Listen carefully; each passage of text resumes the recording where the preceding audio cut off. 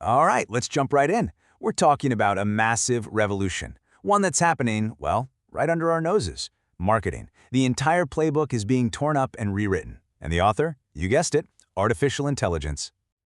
Have you ever had that feeling where your favorite app just reads your mind?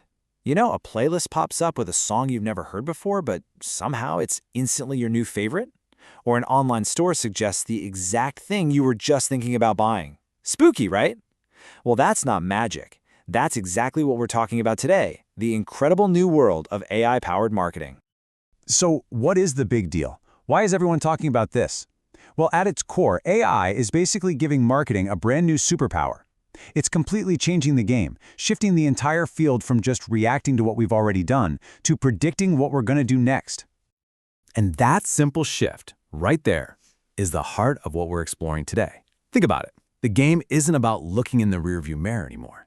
It's all about seeing the road ahead. And trust me, that one change, it impacts everything, from the stuff we buy to how we actually feel about a brand.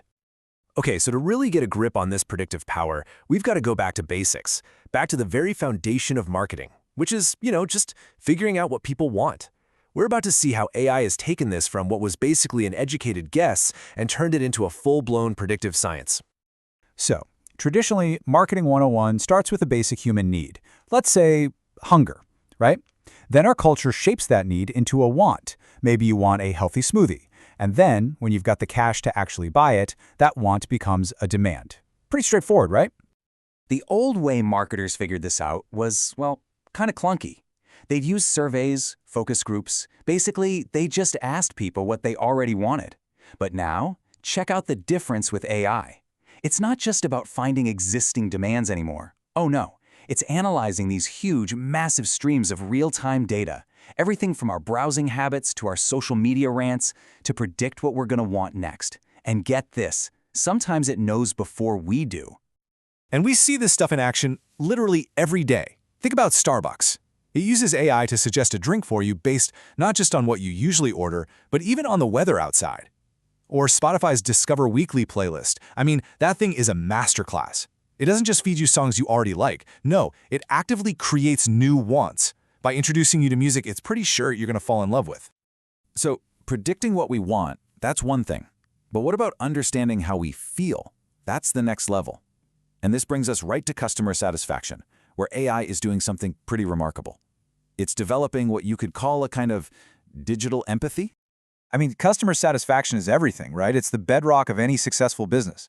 If a company meets, or even better, exceeds your expectations, you're going to come back.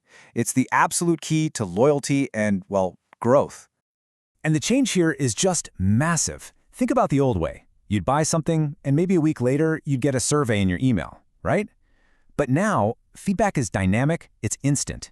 AI can scan through thousands of reviews, chat logs, social media comments, all in real time, to basically take the emotional temperature of customers at any given second. And this idea of a digital empathy engine, that's really the key here. It's so cool. The AI isn't just reading the words we type. It's analyzing our tone, our sentiment. It's trying to actually understand the emotion behind the message so it can give a more personal and ultimately a more human-like response. So, how does this actually work in practice? Okay, imagine you're stuck in one of those frustrating online support chats. You know the ones. The AI can actually detect the growing frustration in how you're typing, the words you're using, and before you totally lose it and give up, it can automatically alert a real human agent to jump in and fix the problem. That's not reactive, that's proactive satisfaction. And you better believe the major brands are all over this. Hotels like Marriott and Hilton, they're using AI chatbots for instant service 24/7.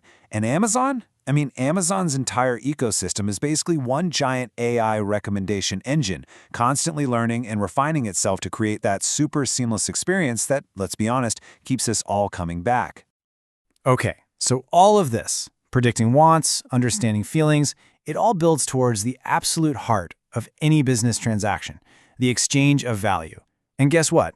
AI is redefining this whole interaction too, making it more personal and way more efficient than it's ever been. When you boil it all down, marketing is a pretty simple trade.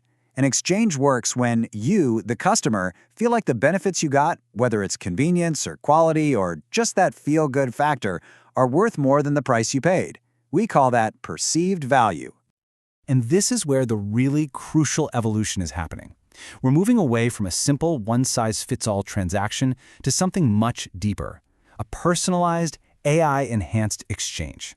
It's not just about the thing you're buying anymore. It's about the entire interactive experience that's built around it.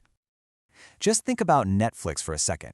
Its recommendation engine doesn't just show you movies, it saves you time and delivers entertainment that's perfectly tailored to you.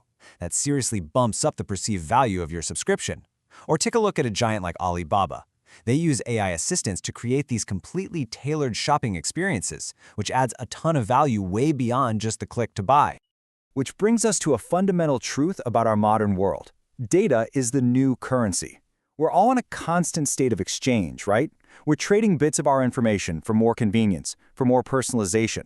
And when that trade feels fair and transparent, when we get real value out of it, that's what builds trust. All right, last but definitely not least, let's talk about the long game. Because great marketing isn't about a quick, one-time sale. It's about building real, lasting relationships. In AI, it's become the ultimate tool for nurturing that kind of loyalty. Relationship marketing is all about building trust through consistent, meaningful engagement. It's based on the simple business fact that keeping a happy customer is way more profitable than constantly having to find a new one. And this is really the final huge shift in thinking. The old goal was to catch a customer for just one transaction, but the new AI-powered focus is all about nurturing that relationship over the long haul. AI lets brands stay personally connected with us through our entire journey with them, not just at that one moment of sale. And this nurturing is powered by some seriously incredible tools. You've got AI-driven systems like Salesforce or HubSpot that track every little interaction to make sure they're sending the perfect message at exactly the perfect time. And at the same time, sentiment analysis tools are always monitoring how customers are feeling, so brands can step in with the right offer to strengthen that emotional connection. It's even predictive here too. The AI can actually anticipate when you might be losing interest or about to ditch your shopping cart. You know that little reminder email you get? Hey, you forgot something. That's a simple, automated intervention designed to pull you back in and keep that relationship going. So, to wrap it all up, we've seen how AI is completely shaking up marketing. It's predicting our wants, it's empathizing with our feelings, and it's building deeper relationships. But it leaves us with a really big, critical question to think about. As this technology gets smarter and better at understanding us, maybe even better than we understand ourselves, where do we draw the line? Where does something stop being incredibly helpful and start feeling a little too invasive? That's probably the central question we're all going to have to navigate in this new AI-powered era.